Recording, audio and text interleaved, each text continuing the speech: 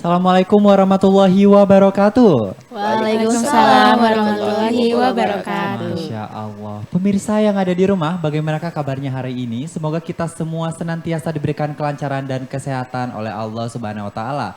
Dan tentu saja bertemu lagi bersama kami bersama Fajar Berkah. Pasti berkah. Dan dengan saya Yuda Putra Pratama. Dengan saya Sukma Rosalina. Dan saya Cintika Aprilia Anissa. Dan tentunya di tengah-tengah kami sudah ada Bapak Ustadz Eri Abdurrahim. Iya, di sini benar. apa kabarnya nih Pak Ustadz? Alhamdulillah baik. Alhamdulillah baik ya. Alhamdulillah, Nah, ya. tema hari ini apa ya kira-kira? Aduh, ayo gimana Tema nih? hari ini adalah sosok penjaga menurut pandangan Islam. Oke, kayaknya ini pembahasan kita kali ini nih bakal informatif sekali ya Iya, untuk pemirsa yang ada di pasti. rumah. Pastinya. Dan tentu saja karena Pak Ustadz sudah ada di sini nih, jangan berlama-lama nih, kita manfaatkan keadaan yang ada nih. Betul. Kami mau bertanya nih Pak Ustadz. Iya. Oke, dari saya duluan ya Pak Ustadz ya. Saya pertama nih, saya memang sudah sangat ingin tahu sekali nih masalah ini nih. Kira-kira nih Pak Ustadz ya, yang namanya penjaga nih, kita kan tahu ya Pak Ustadz kalau misalnya ada yang namanya itu jin ikatan Pak Ustadz atau sihir ikatan. Itu tuh bagaimana tuh Pak Ustadz sihir ikatan Pak Ustadz? Iya, sihir ikatan sebetulnya kalau dengan sosok apa jin penjaga ini berbeda. Kalau penjaga ini biasanya lebih bermakna adanya hubungan pertemanan atau khodam ya, yang terikat dengan perjanjian-perjanjian masa lalu sehingga kemudian masuk ke dalam tubuh kita. Kemudian ini namanya sosok penjaga. Biasanya kalau di Malaysia disebut dengan Rijalul Ghaib. Rijalul Ghaib itu lelaki dari kalangan gaib gitu ya. Padahal sebetulnya dia adalah jin.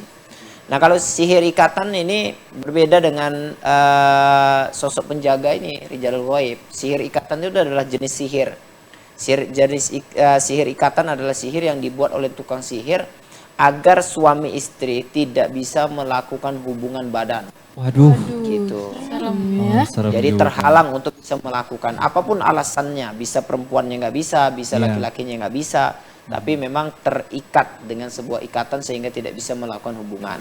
Oke, seperti itu tuh. Seperti itu ternyata ya. benar. Pak Ustadz ngomongin tentang sihir ikatan nih. Iya. Kalau itu jenis-jenis sihir ikatan tuh ada berapa sih Pak Ustadz? Apakah ada banyak? Itu seperti itu. Ada beberapa jenis sihir ikatan. Jadi kalau kita mau kaji lebih dalam, ada beberapa. Ada jenis sihir ikatan yang membuat suami istri itu ketika melakukan hubungan terasa sakit. Kemudian pendarahan terlalu berlebihan. Kemudian ada jenis sihir ikatan itu yang mengenai pasangan baru menikah. Yaitu yang perempuan itu dibuat seperti tidak perawan. Ya, jadi dia dibuat dimanipulasi sehingga kemudian laki-laki itu mengetahui bahwa istrinya tidak perawan. Sementara istrinya tidak pernah melakukan hubungan dengan siapapun Benar, gitu ya. benar.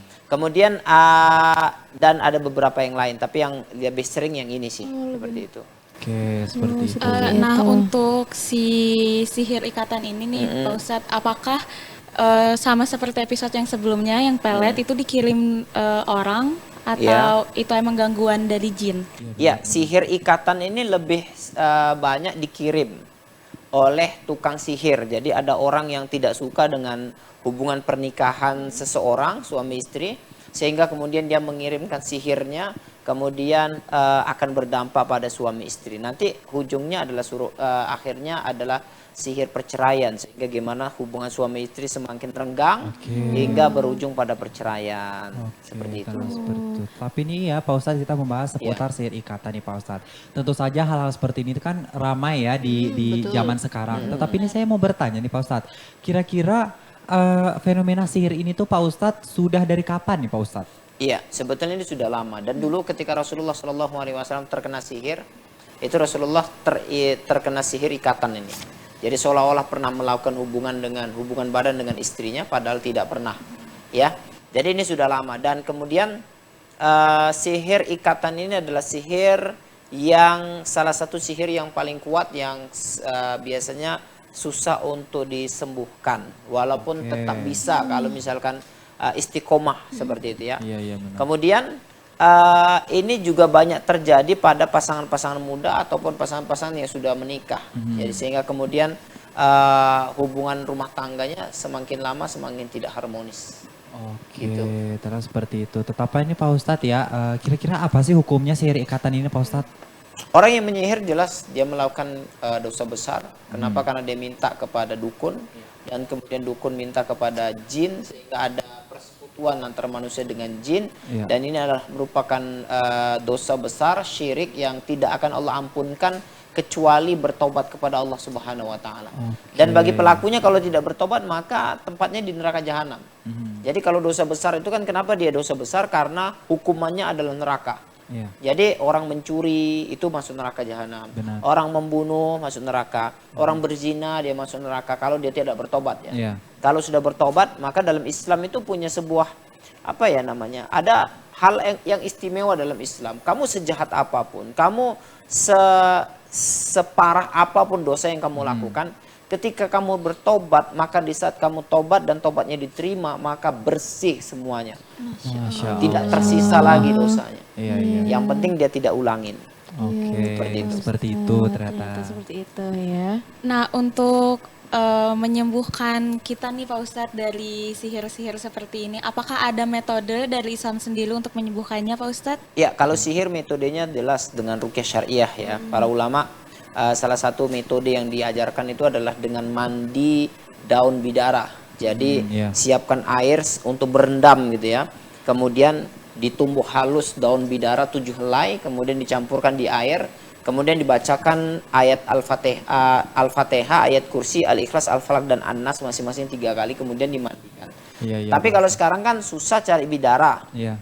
maka bisa diganti dengan minyak wangi kasturi. Dan minyak wangi kasturi jelas dia lebih direkomendasikan lagi karena wanginya itu memang merupakan wangian yang dibenci oleh kalangan jin.